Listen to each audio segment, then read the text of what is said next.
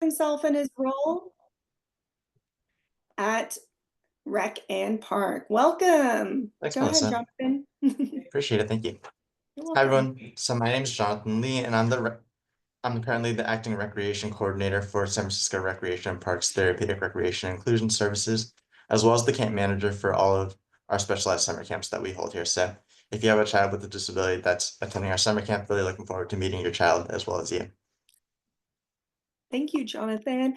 So we went over the structure, Jonathan, that we will focus on the slide deck first. If families or anybody in the training has questions, they'll put it into the chat.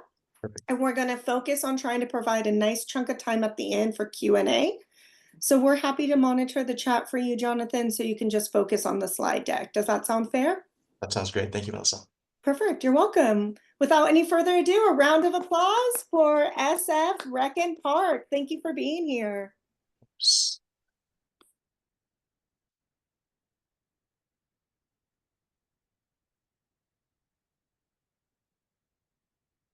All right. So today we're going to be going over San Francisco Recreation and Parks Therapeutic Recreation and Inclusion Services. We're gonna be going over our intake and summer day camp registration process. We really with our team, we want to make it as simple as possible. I know there's going to be a lot of different websites, different links to go through, but we want to really simplify that and make it easy for everyone to follow and understand. So that's what we're going to be going over today. So here's going to be the agenda for today's workshop. We're going to go over registering a participant with a disability with our office, ActiveNet, which is what we use to register for summer day camps, as well as programs and classes, deadlines for registering and accommodations, requesting inclusion accommodations with our office, personal aides and therapists attending camps, as well as questions.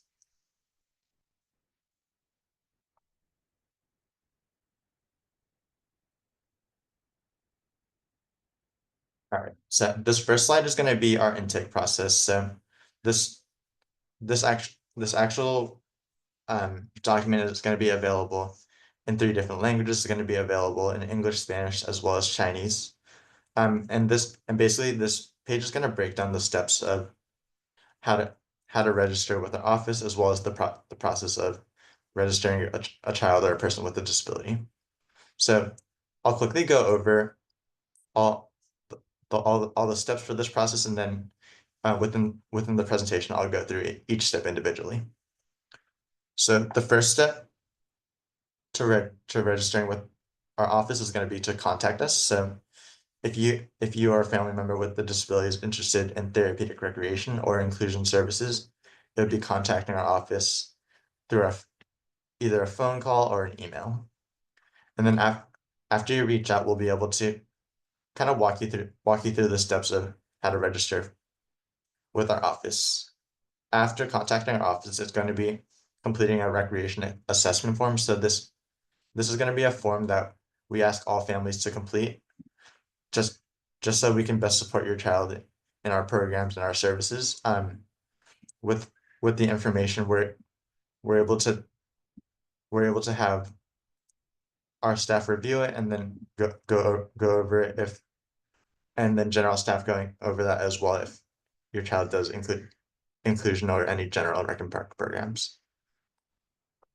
So after completing the recreation assessment form, it would be going to ActiveNet, which is the service that the department uses to register for programs, obtain passes like swim passes, memberships, things like that.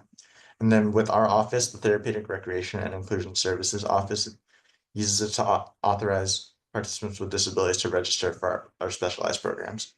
And if you do need any assistance with creating an ActiveNet account, you can always contact the registration office, which the number and email is going to be just down here below. After creating an ActiveNet account, families that are eligible for scholarships are able to register for that. So scholarships are going to be for San Francisco residents through our recreation scholarship program, and this gives those who are eligible 50 to 100% off program registration. And then making sure that if you do apply for a scholarship, that it is active before you register for programs, just because we want to make sure getting that discount, you're not getting charged. And after completing that step, that's pretty much going to be the end of registering with our office.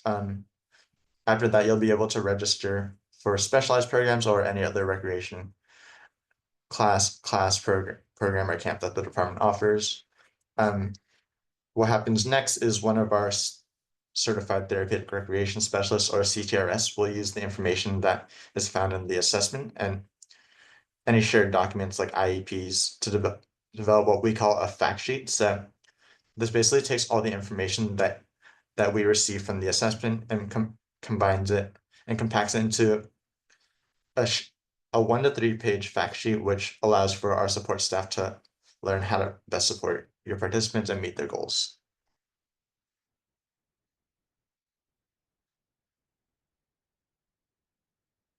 So next is we're going to go into the leader assessment form, which this is going to be an online form and not an in-person assessment.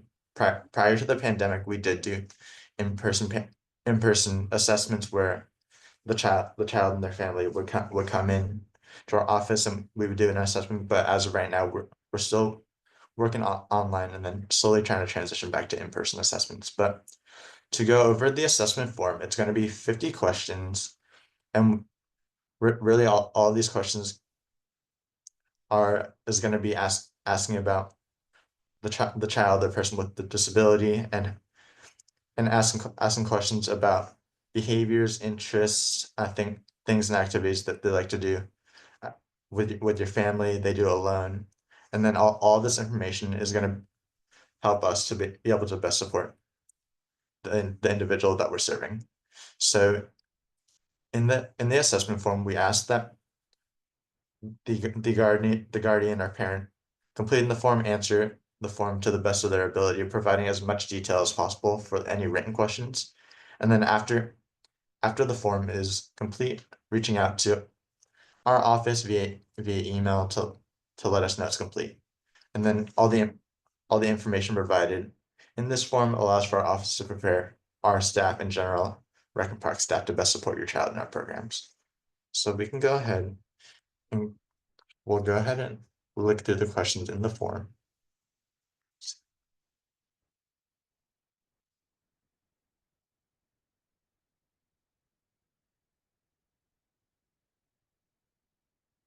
So this is going to be the recreation leisure assessment.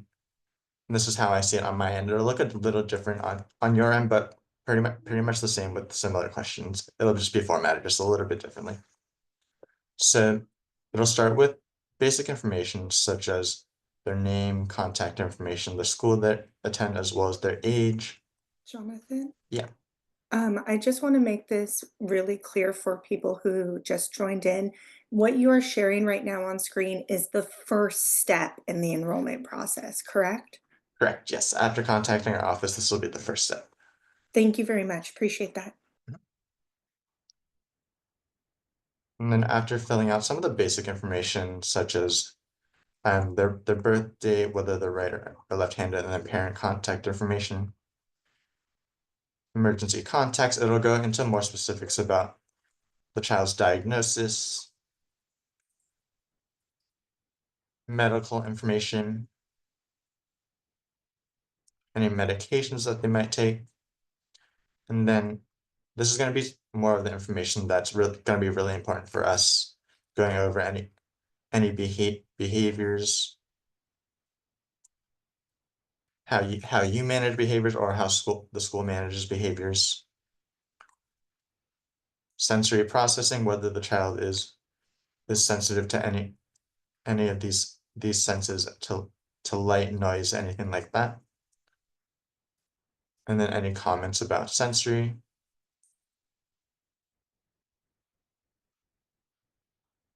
And then the following questions are going to go over levels of independence. So mobility, their ability to dress themselves, put clothes back on, eating and drinking, toileting, communication, receptive skills, social interaction and group interaction, as well as attention, personal awareness, and gross and fine motor skills. And then it also asks about swimming just because for our summer day camps, specialized camps specifically that are specifically for people with disabilities, we do go swimming for our camp. So making sure that we're safe and take the proper precautions for those who may need our flotation device, those who aren't swimmers, or those who are able to swim a little bit better. And then these are just some of the more open-ended questions where we do ask for a little more details about triggers and behaviors, identifying behavior management techniques that are used at home or other settings, and how they respond to things like physical touch. And then at the very end, it's going to be just activities and interests. So all this information combined is really gonna help us in our office best support your child being able to create a fact sheet that's really detailed and includes all the information that you provided us. So really important that you answer this to the best of your ability. If you do have any questions, you can feel free to reach out to our office for any clarification. So that is the assessment form, and then I'm actually going to show how this can be translated in various languages. So a tip to doing that is this will work on. I've tried this on Google Chrome as well as Microsoft Edge, and it worked pretty much the same on both. How you're going to translate the page to the language that you would like to do the form in is on your computer. You're going to go ahead and right click on your mouse, and then closer to the bottom you're going to see it says translate to English. You'll go ahead and click that, and it'll redirect you to the top of the page where it's going to say detected language. Right now it's in English, but it's going to be able to when you click choose another language, it's going to be able to translate to any language that Google translates things into. So if we click on Chinese, we can go ahead and click translate, and it'll translate the form for the Chinese.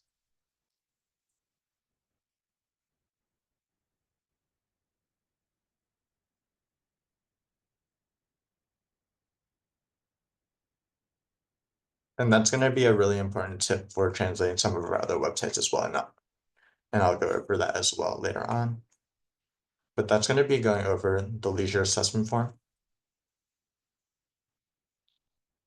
Next is going to be ActiveNet. So ActiveNet is going to be the site and service that SF Rec and Park uses to register for any camps, classes, or programs. The steps to creating an account is going to be using this link here. It'll start by asking you for your email address, and then after that you'll receive a confirmation to follow the next steps to register an account. It'll be similar to creating an account with other services as well, where it's going to ask for basic contact information, address, things like that, as well as phone number. And the steps to doing that is going to be the parent or guardian creating a family account on ActiveNet. And then once that family account is created by the parent or guardian, you'll be able to add a child and other families to the same account.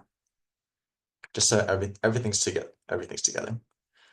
And then once this step as well as the assessment are completed, you can go ahead and reach out to our office.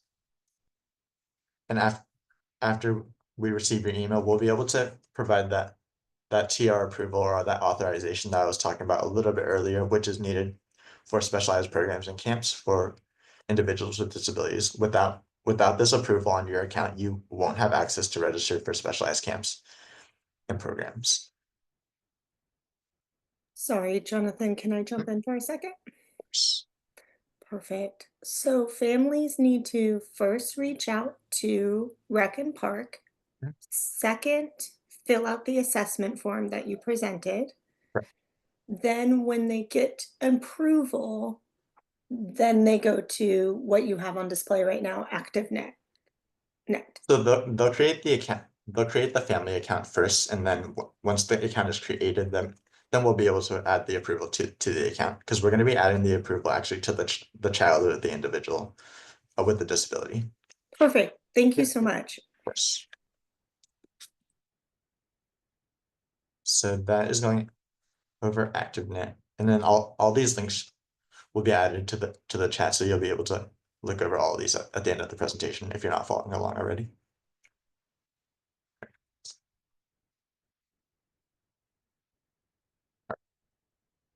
So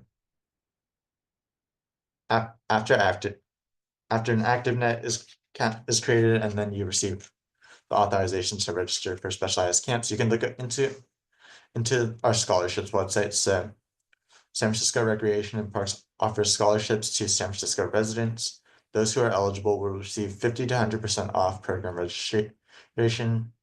Applicant's household must have an income equal or less to 250% of the current federal poverty level.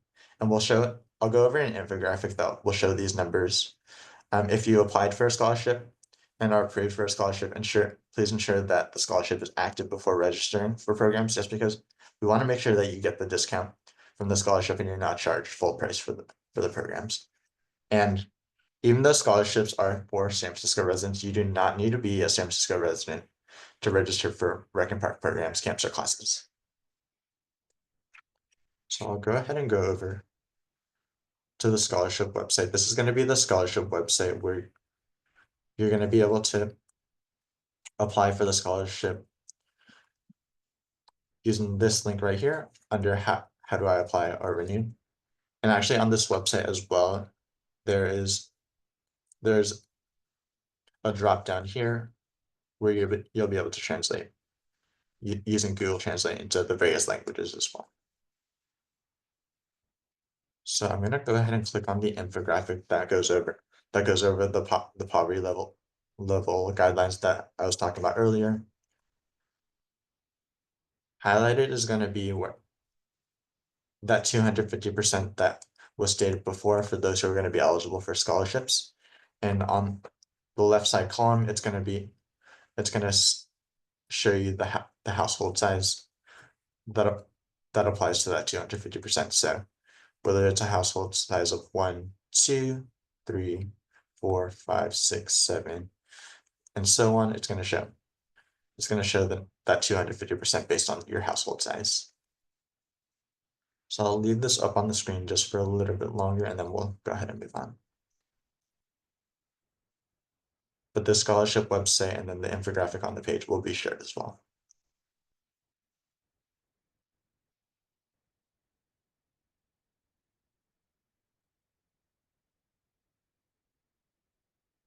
Go back to the presentation. So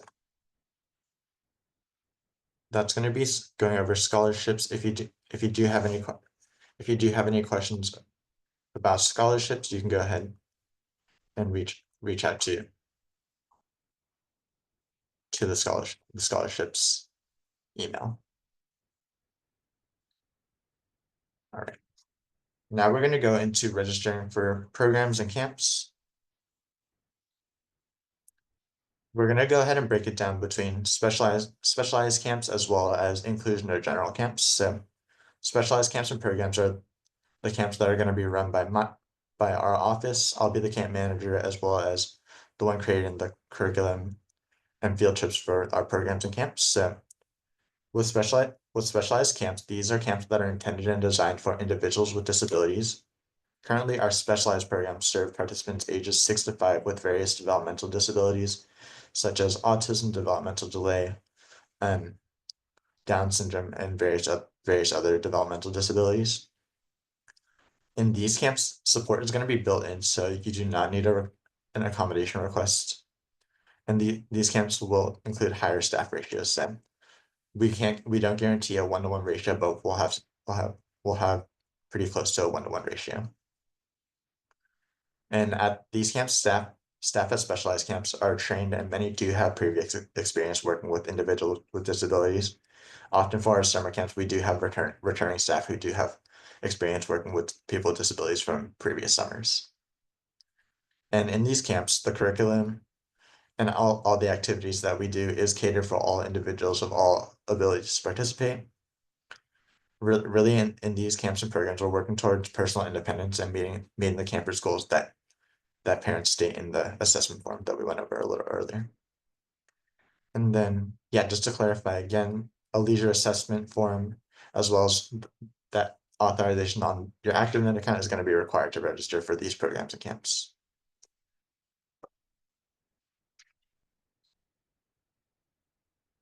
So for the summer, these are gonna be our summer camp offerings. So each of these each camp is gonna be is gonna be 1 week.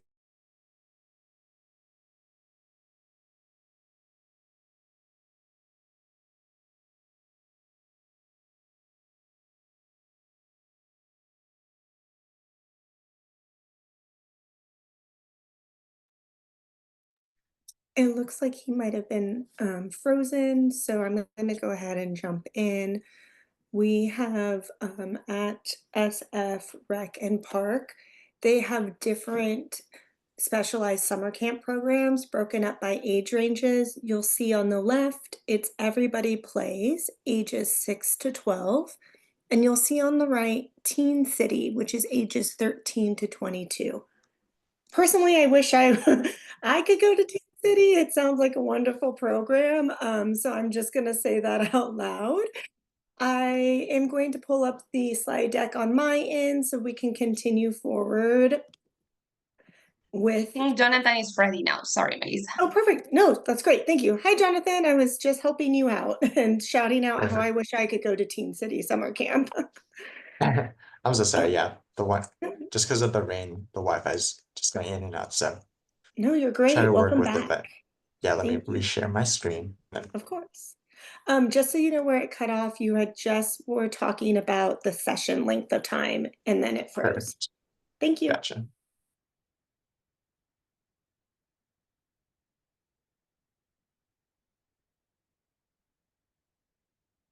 Okay, so we'll go ahead and continue. Yeah, so each of our camps are going to be one week long camps with various sessions between two to three sessions for each camp. We'll go ahead and start with Everybody Plays, which is going to be for ages 6 to 12. And Everybody Plays is going to be a specialized therapeutic camp for the the little we call them the littles, ages 6 to 12, with various disabilities such as autism and other developmental disabilities. And in these camps, really wanting to work on developing social play, socialization with others, because that's a really big goal that we see with a lot of our children, playing life skills while fostering community integration and encouraging independence in a safe and nurturing environment. And then in these camps, your child will experience recreational therapy through expressive arts, sensory activities, collaborative games, nature, music. Sometimes we do animal assisted therapy and then community field trips as well as more. I would say for for the camps for the younger participants, we're really working on participants learning about themselves, developing skills, and achieving the goals through activity-based learning. A lot of the common goals that we see at our camps are really for the littles, understanding their feelings, their emotions, as well as their senses. And then there are camps working on socialization with peers and their staff and trying new things outside of their comfort zone. So that's really what we work on during the summer. The next camp is going to be Teen City, which is going to be for ages 13 to 22. There's going to be two 1 week sessions available for this camp. And for this camp, Teen City provides the opportunity for teens with disabilities to create friendships, experience new recreation activities, and practice life skills without their parents around. So there's going to be both structured and free choice activities to allow teens to develop their social skills and increase self-esteem. In this camp, your child, teen, or tween will experience recreation therapy through creative expression, collaborative activities, community outings, and more. For this camp, tweens and teens may be asked to bring money for community outings as well. And for our teens and young adults, really for these programs, we're working on them building their skills, their experience, and their personal independence, as well as community integration. In Teen City, as well as our other teen and young adult camp called Slice, we do volunteer projects that work to integrate them into the community, as well as help out in various ways. In the past, we've done a lot of gardening projects. We've done cleanups, as well as community restoration and preparing food bags for those who are less fortunate. And then going on to the rest of our offerings. Next is going to be a camp called Everybody Travels. So there's going to be 2 one-week sessions of this camp. Through this camp, it's going to be for ages 9 to 15, and this is going to be our field trip camp, where each day, Monday through Friday, for this camp, it's going to be a field trip exploring various parts of the city, the Bay Area. And in this camp, your child will have the opportunity to learn navigation skills with staff support. Walking shoes and hunger for adventure are required for this camp. So how the camp is going to work is we're going to meet on site in the morning, explore the city during the day, and then return to say in the afternoon for pickup. And then we ask that campers arrive on site before the group leaves, so making sure that we're on time, just because we do use a lot of public transportation and we do a lot of walking, so we just want to avoid any transportation delays with the group. In this camp, transportation fees are also going to be included in the camp fee, but we do sometimes do activities on our field trips, so campers may be asked to bring some money to do that. And then, just due to the nature of this camp, we ask that campers who do register for this camp are independent with their personal care and have the safety awareness skills to stay with the group as we go into the community for our field trips. And then campers must also have the stamina to walk up those hills and explore the city, just because there's a lot of big San Francisco hills and we do a lot of walking, but we do take breaks in between as well. And then our last camp offering is going to be called our SLICE program, which stands for Service Learning and Community Integration. So this is going to be for our teens and young adults ages 15 to 25, and there's going to be 3 sessions of this camp available throughout the summer. So this camp is going to be for teens and young adults to get involved in the community. So we focus on community service, volunteering, as well as professional skills. And working together to help serve others, we practice social skills, life skills, team building through community integration field trips. In the past, we've done volunteer projects that include horticulture and gardening with some of San Francisco Recreation Park's gardeners. We've done cleanups, plant restoration, as well as preparing food bags for those who are less fortunate.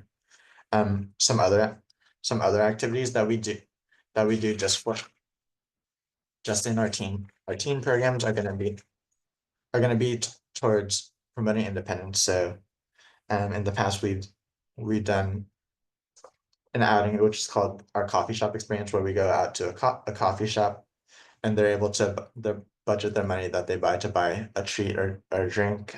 We've also done professionalism lessons, technology lessons, how to plan a trip, as well as cooking lessons. And really, with our teen programs, we're working on them kind of helping them navigate their passions and career goals. And then for Slice, just due to the low staff ratio, participants should be independent with their personal care and be able to stay with the group with verbal prompting.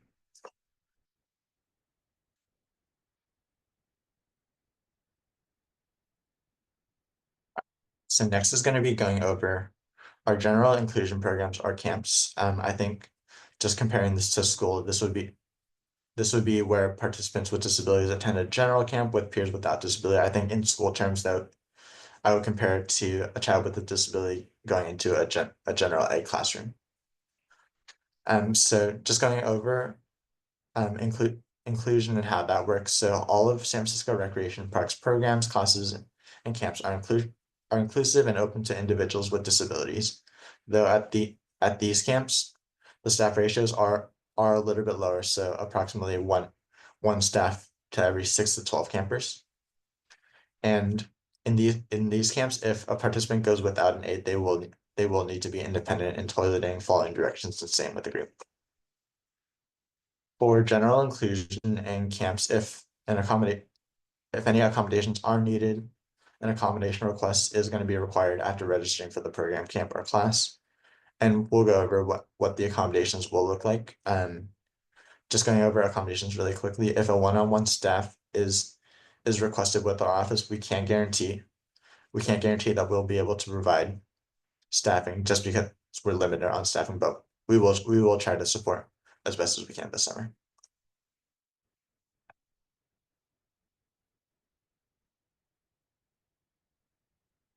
So since we've gone over the params, we're actually going to go over to ActiveNet, which is going to be the site and the service that we use for registering for programs. And I'll do a quick demonstration on how we're going to use that. So yeah, just to go over ActiveNet again, it's the service that Rec and Park uses to register for activities, reserve a space, obtain a play pass, purchase swim passes, or other memberships with Rec and Park.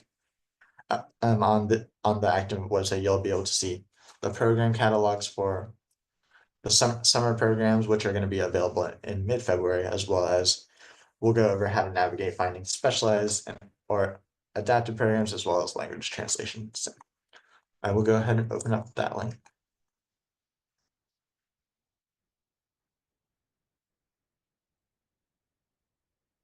So this is going to be pretty much the home page for ActiveNet. You'll see here that at the top, it'll have the catalogs available as well as some due dates for registration. And then when you scroll to the bottom, it'll list basically all of Rec and Park's programs are going to be listed. So I know it is a lot to take in. So there are these filter buttons, which we're going to be able to filter to find specific activities. If you're looking for activities specifically for people with disabilities, you'll go ahead and go to this activities drop down right here. And then we'll go ahead and filter for adaptive recreation.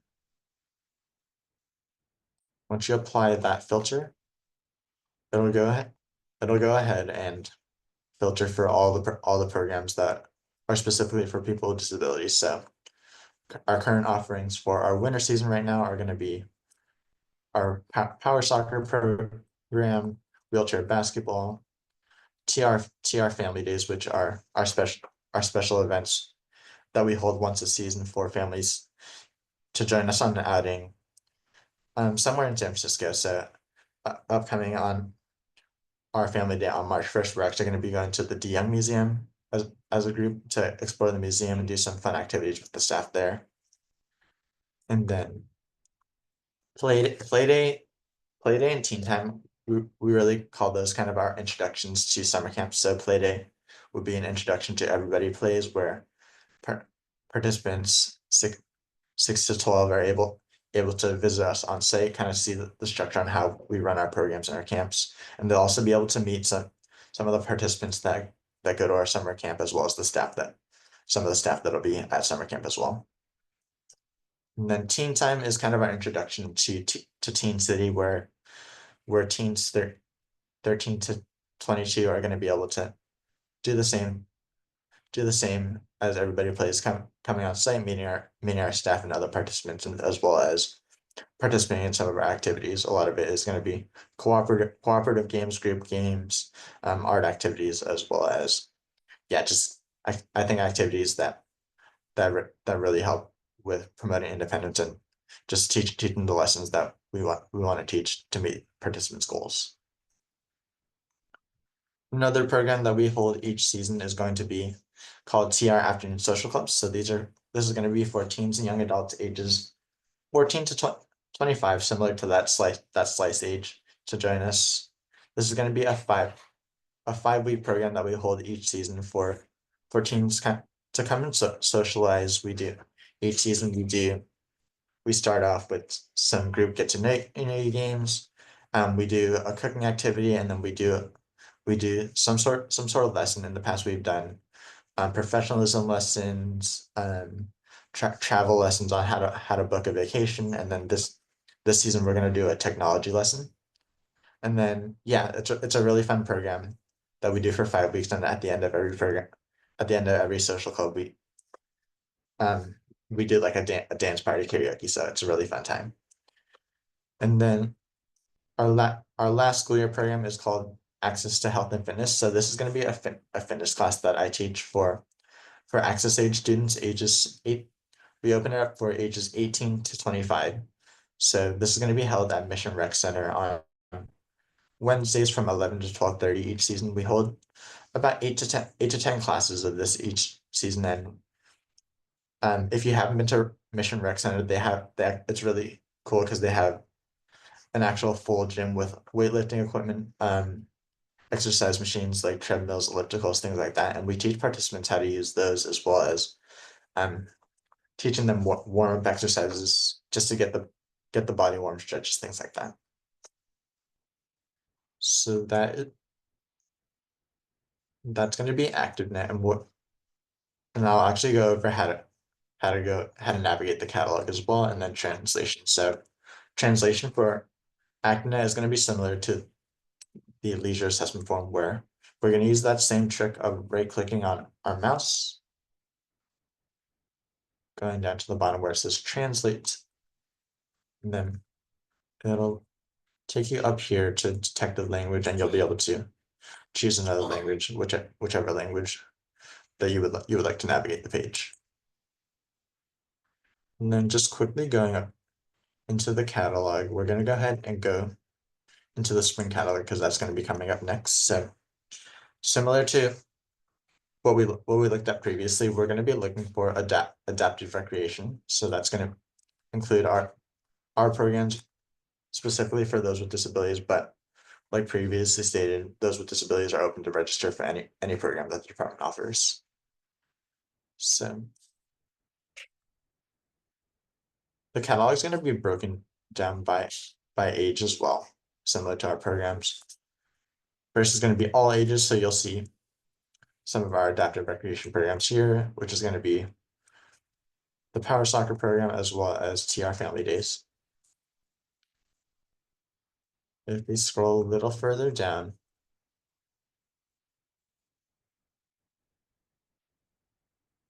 to youth, tweens, and teens, we'll see some more of our adaptive recreation programs, which is going to be Playday, Teen Time, TR Afternoon Social Club. And that's going to be how we navigate the catalog.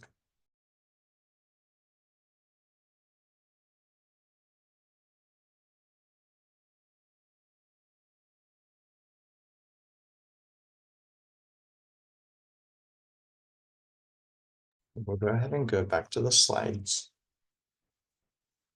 Next is going to be requesting accommodations. So our office works to provide accommodations for those with disabilities. We're able to provide any reasonable accommodation to support your child in camp programs or classes. Examples of accommodation include needing prompting, transition warnings, bathroom reminders, extra time for tasks, requesting a support staff, flotation devices for swimming, as well as more. We asked that first. We asked that you complete a accommodation form after registering for camp, just because we are going to be receiving a lot of requests this summer, so making sure that we're helping those who are registered for camp. So after you're registered for camp, you can go ahead and request accommodations. And then, like previously stated, we aren't, just due to limited staffing, we aren't able to guarantee that we will be able to provide a one-on-one inclusion support staff for everyone that requests them, but we're going to do the best that we can with the staffing that we have. And if we cannot accommodate or support the participant, we can offer a refund or credit to your account for last minute changes about the camp program. We may not be able to offer a refund or credit. And then similar to specialized programs, if you're requesting an accommodation through our office, we do require an assessment form as well as the ActiveNet authorization that's needed to request accommodations. Really, we do need the assessment form just because we need that same information on how we can best support your child and just learning a little bit about them before we're able to onboard staff on the accommodation.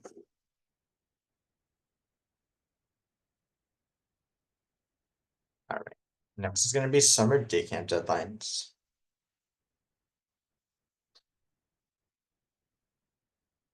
So here are gonna be a few deadlines for the summer that we're gonna need before registering for camps. So any new participants or families registering for our office must complete the intake process. So the assessment form creating the ActiveEd account before Friday, March the 7th. And then we're asking that accommodation requests for participants registered for any general inclusion camps must be completed by Friday, March 28th. And this includes if you are sending an outside one-on-one aid or your own therapist with your child.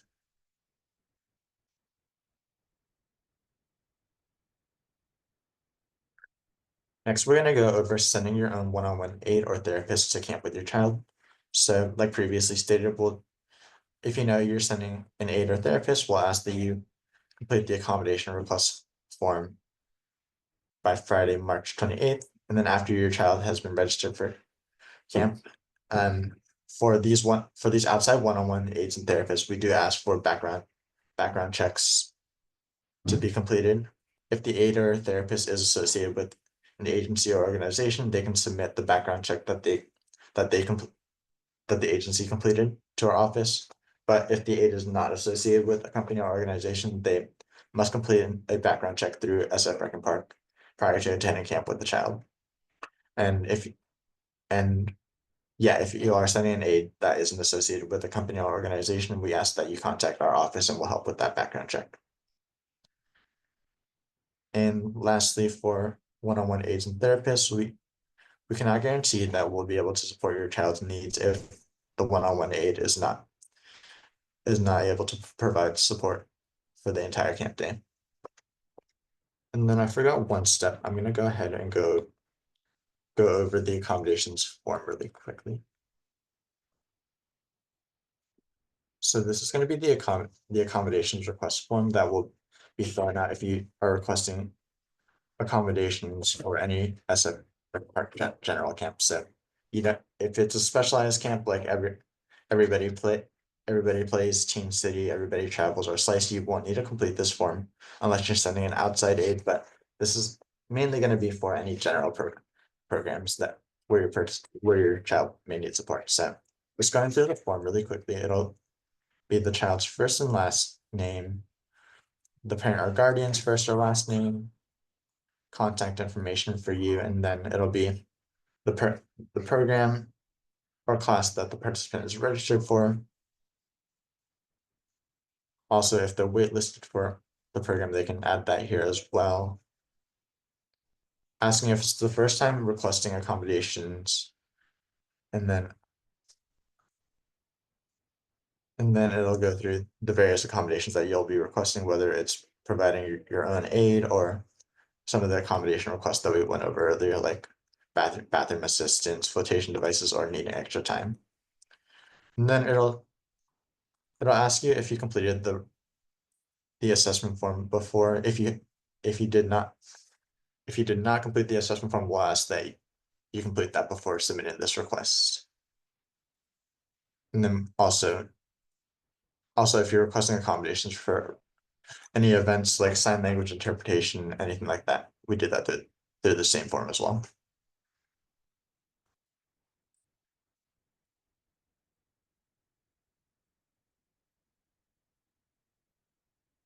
So that's the presentation that I have for you all.